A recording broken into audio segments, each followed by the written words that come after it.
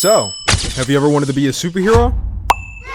Well, too damn bad! You lose your suit and you're forced to take charge of a bunch of super-powered assholes that have terrible criminal history. I'm in for that. So, welcome back. This is honestly probably new for everybody, actually. This is the first time I'm ever doing a video like this. But if you're a fan of my channel already, greetings. And if you're new here, skip ahead. Actually, nobody can skip ahead now that I think about it, because this is an entirely new video style. Let me break it down for you. In short, I plan to recap every episode with my in-the-moment thoughts, while a voiceover plays kind of like a recreation of my real-time reactions. At the end of each section, I'll give my thoughts about the game itself, as well as its narrative, and maybe predictions of what I hope to see in the future. Since this game is episodic, each review is written directly after the release of each episode.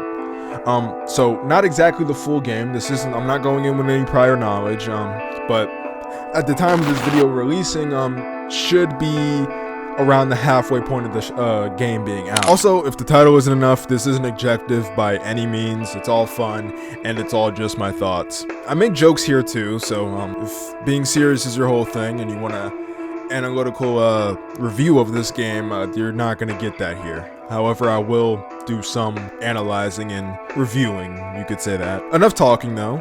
Let's jump into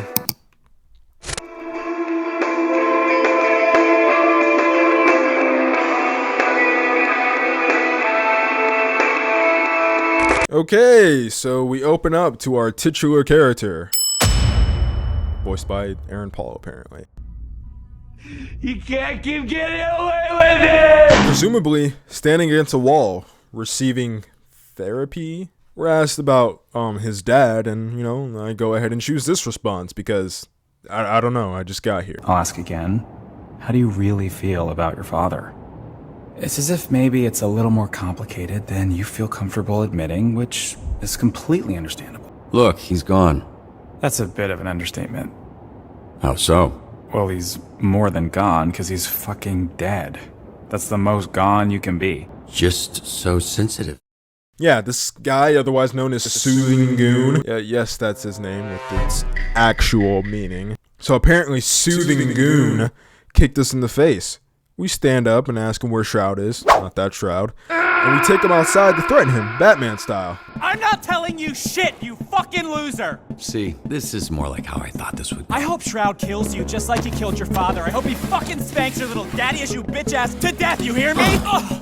Are we outside? Windy up here tonight, huh? Why are we outside? No telling where you'll It land. smells like outside smells. Hey, okay, steel mill, Llewellyn Steelworks, okay? Fuck! Here we get our first decision. Like the obvious vigilante I am, I pull him up because he gave me what I needed. We suit up in a Power Ranger-esque suit and fly off.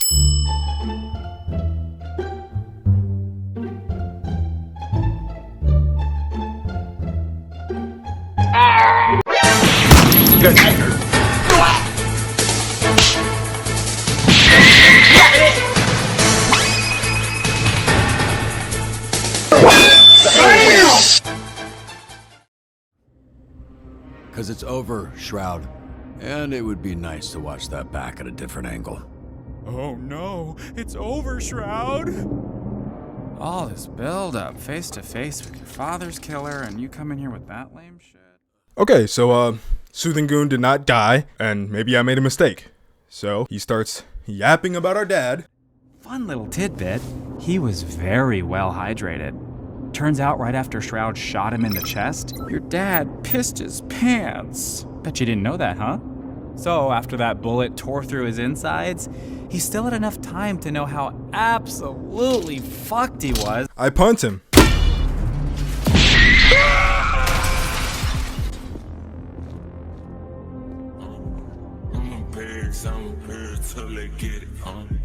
I got bands and no bands on them, get it on.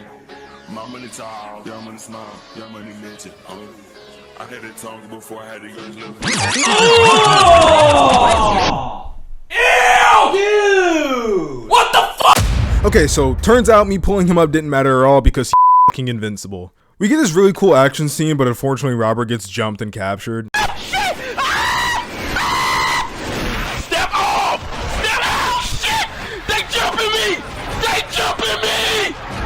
Shroud shows up and we have no choice but to bounce. Yeah!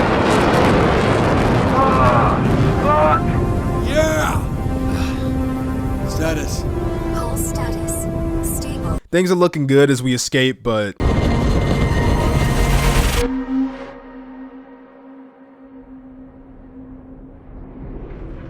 Warning. Warning. Warning. Warning.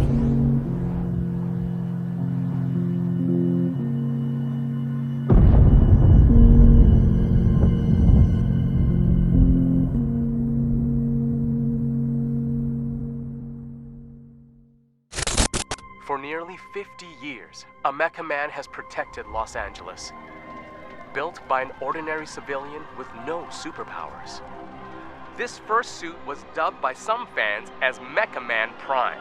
3 generations of pilot, their identities kept secret, have given everything to protect this community, including their lives. After the tragic passing of Prime, the next Mechaman, known as Astral, teamed up with a star-studded superhero group known as the Brave Brigade, leading to an unprecedented period of peace in the Southland. After years of loyal service, tragedy struck again, when Shroud, a former Brave Brigade member turned villain, killed the pilot of Mechaman in cold blood.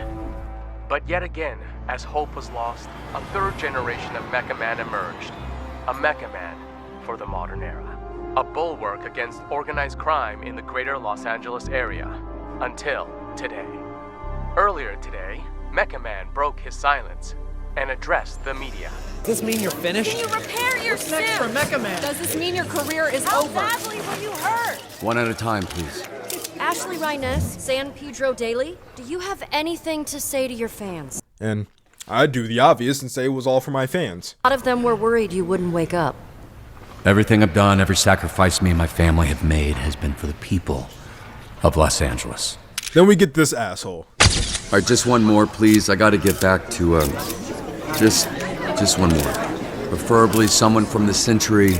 Charles Kingsley, South Bay Signal. So, Shroud kills your father, goes to jail 15 years, breaks out, and immediately dupes you into a trap where he destroys the Mechaman suit and puts you in a coma for months. I didn't hear a question there. 2-parter. First, why didn't Shroud kill you? You haven't been conscious for months. It'd be easy money taking you out. Okay, Shroud wanted the Astral Pulse and Mechaman gone. He got both. I'm not sure I mattered much. Right, you're unimportant. Which leads me to my next question. Most heroes avenge their family. You did the opposite. You killed their legacy. How disappointed would your dad be if he were here right now?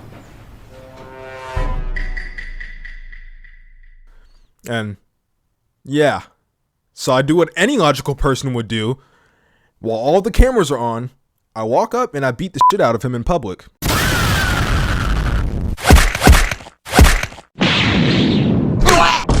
I want to sue? Of course, but there's 2 issues there. He clearly has nothing left, and he was wearing a mask, so... How do you feel about the crowd seemingly encouraging him? It did explain why after the first 3 or 4 minutes, no one was stepping in. Yes. Okay, so apparently that's not the majority. The fans loved it though, so clearly I was in the right. These robbers straight up break and steal the shit I was just looking at, so I confront them. Hey, assholes. Yeah, just put the TVs back and you can leave.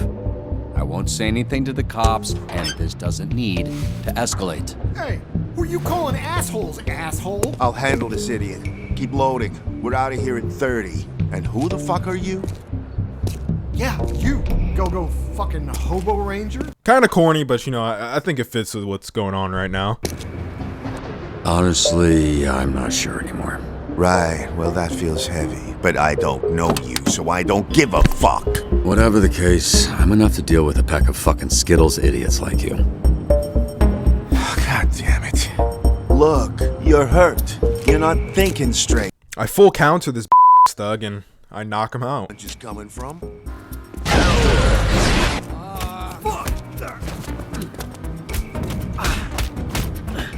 Oh, well, they're beating my now, so that's not good. Then we get saved by... Hi, I'm Blonde Blazer.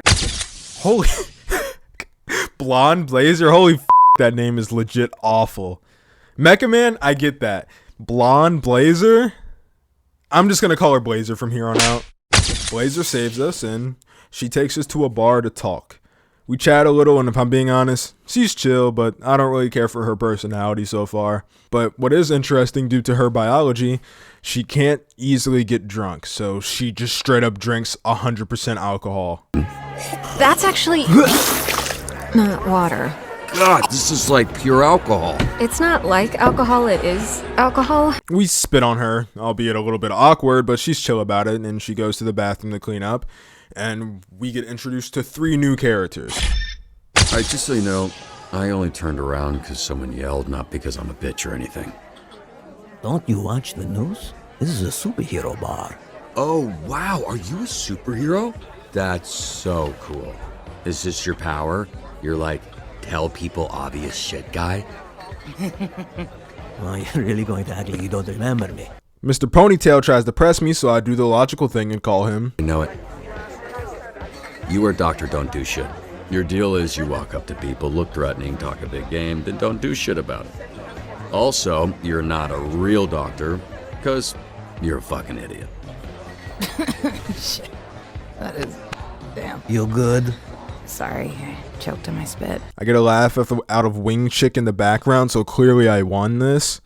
And he tries to boast about his powers. Turns out he was a villain that we wiped the floor with a long time ago. And now he's trying to be a hero going by the name Flambe. Which seems kind of hard considering the fact that he's, you know, an asshole. And yeah.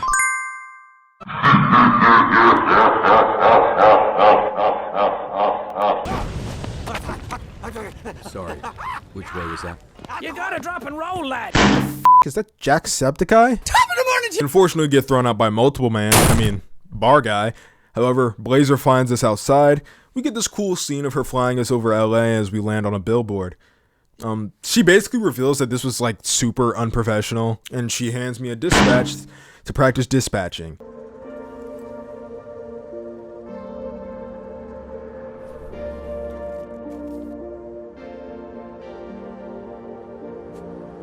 We can work with this.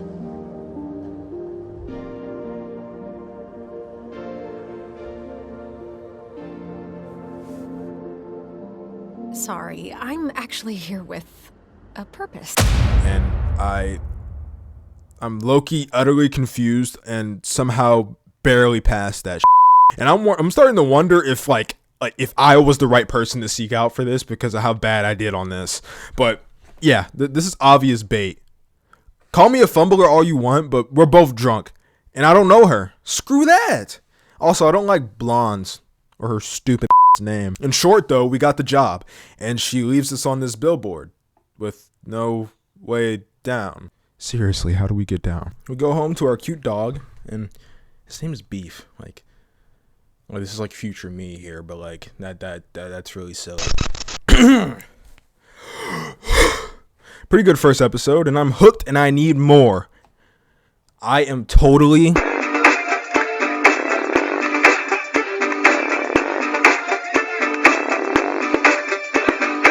So, we open episode 2, and we start with this weird-ass ad presented to us by Omni-Man? No, I think his name is... I think I saw him on that billboard. Phenomaman? He was in the test thing, too. That's weird. She's definitely not making it to band practice. So we're sitting in a SDN headquarters, I guess, sitting area, whatever, and we meet who was a phenomenon fan, and I'm pretty honest about it, and I'm like, this guy's a awful actor, okay? Like, Phenomenon, he can't act, which I think is true. As for Lube Boy, Water Boy is failing to put on his tie. So we help him out, and Flambe walks in.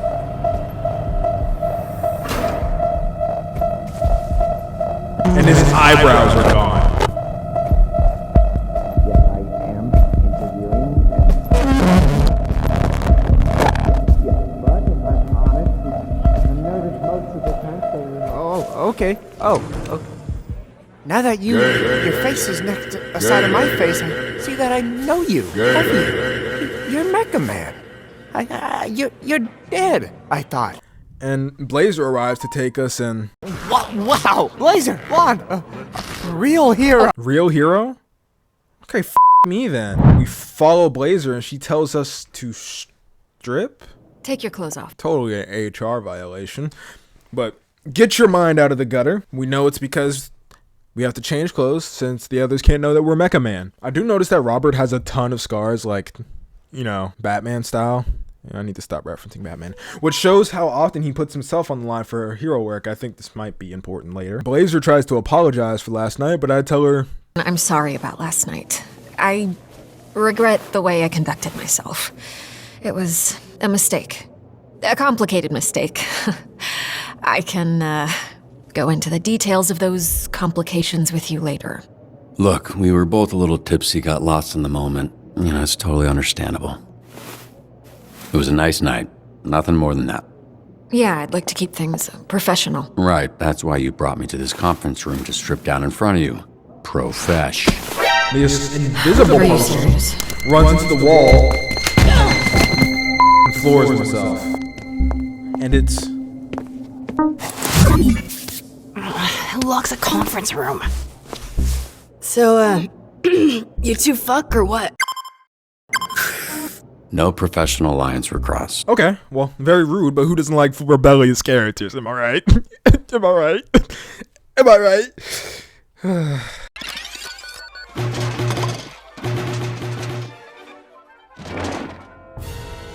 All hail Plankton. Jesus Christ. Anyway, we have to take a piss and we head to the bathroom.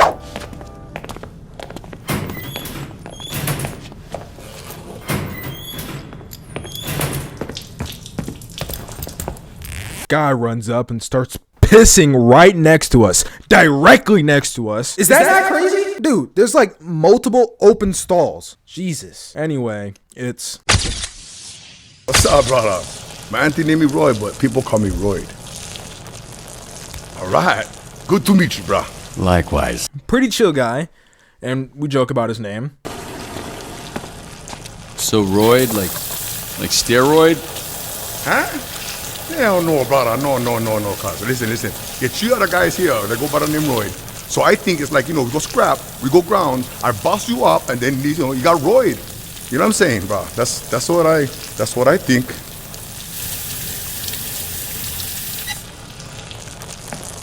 Hey, you think that's why they call me Royd? Like I'm on steroids. Cause they think I'm some kind of a juice head? They think I'm not natty, bro? They think Royd not natty.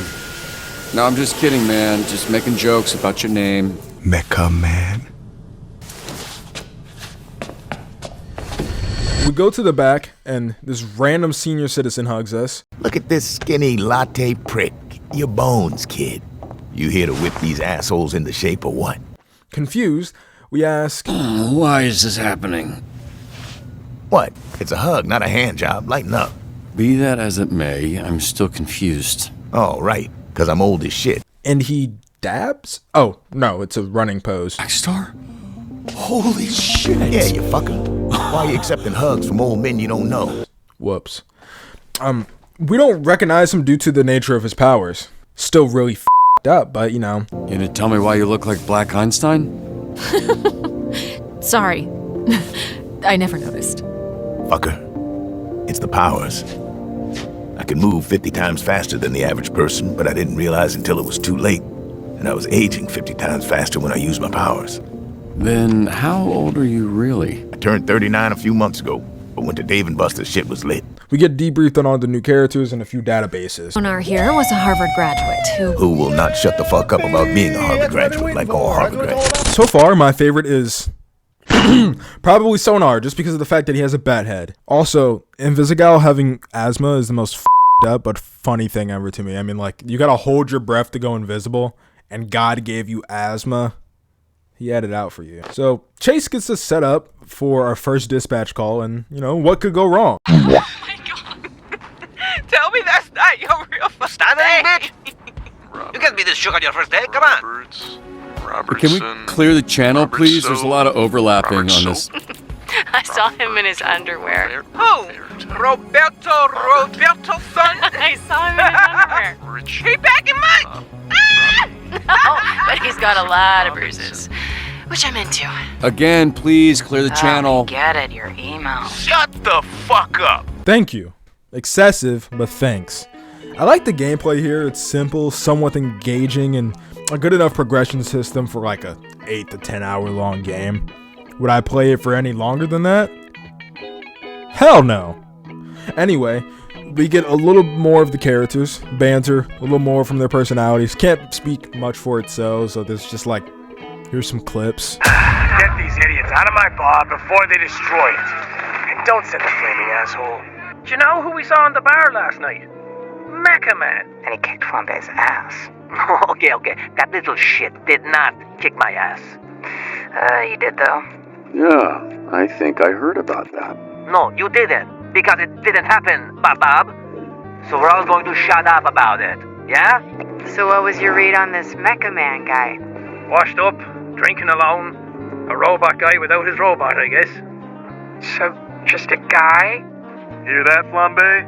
You got your ass kicked by just a guy. All of you. Shut the fuck up. Fire at a local park has gotten out of control. Did you start that fire? No. The fire that's burning 2 blocks from where you're standing. You didn't start that. Yeah, I don't know what you're talking about. I'm on break, so how could I know? Flambe, stop fucking around. I've got enough problems without you making new ones. Anyway, Invisigal completely ignores my order to send somebody else to the donut shop because she wants to get unbanned, and she heads there on her own. We have eyes above and we see what's going on. So Granny's knocked the hell out, and Vizzy asks about my favorite donut. I don't want to sit here and fixate on it when we're supposed to be doing whatever, superhero shit. As a man of culture, I say jelly-filled. The jelly donut, okay? I mean, I will eat anything if you pack enough jelly in it. So you're into squirters. It's like that gush in your throat. Cool. Okay, say less. Yep, you got me. I love gobbling on hot, sloppy donuts. Love them from my mouth to my butt. What the fuck? Anyway, we find the perp committing a crime and a fight breaks out. Me? I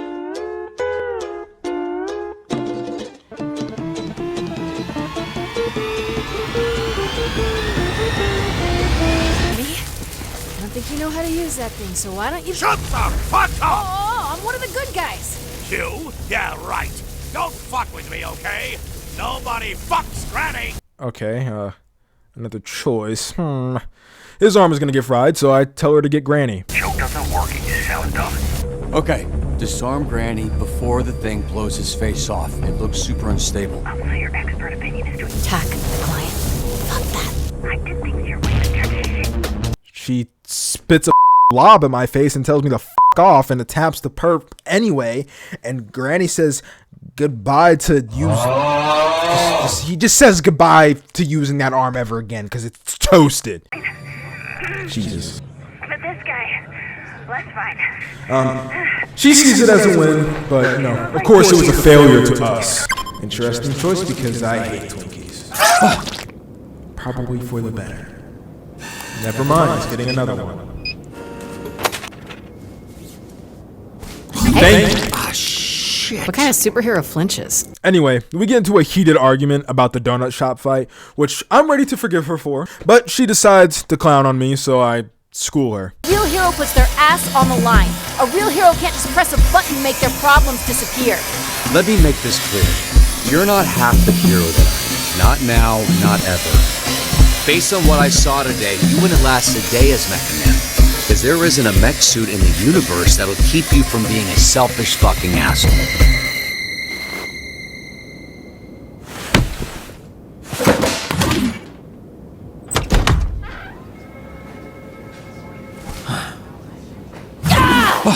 Feel bad. Good. Fuck you.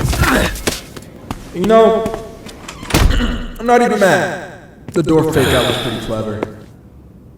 You gonna eat those Twinks? That's not what they're... You know what?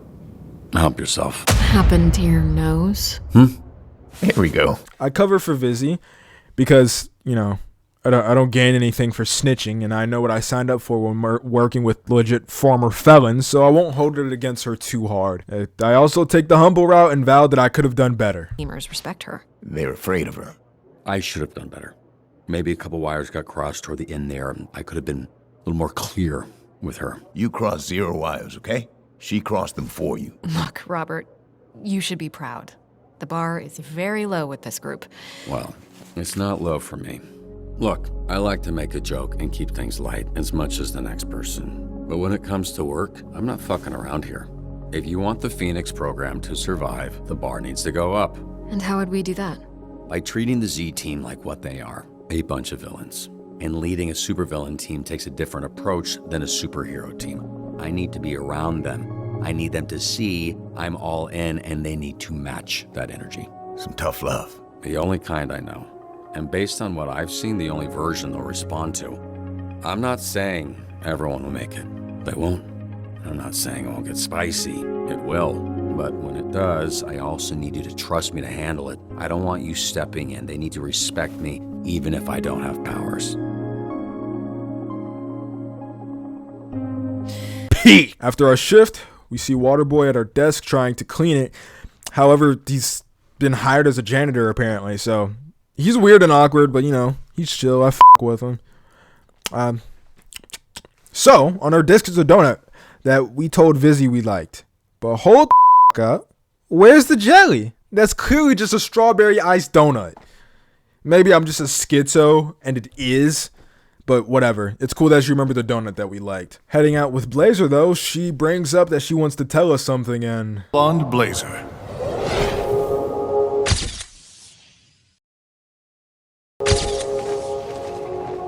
Okay. So this is exactly why I was right not to kiss her. She got a whole man. And he's kind of an but he invites us to dinner. Blonde Blazer and I have reservations in Tokyo at a restaurant where the owner dreams of sushi. You should join us.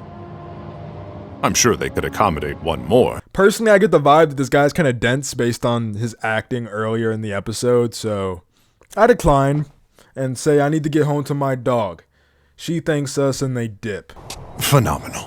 I'm not sure how. No, that's not what I make. That's not what I'm trying to say. I'm saying that's not sure what to make of the ending of that episode. Jesus, I wanted more, man.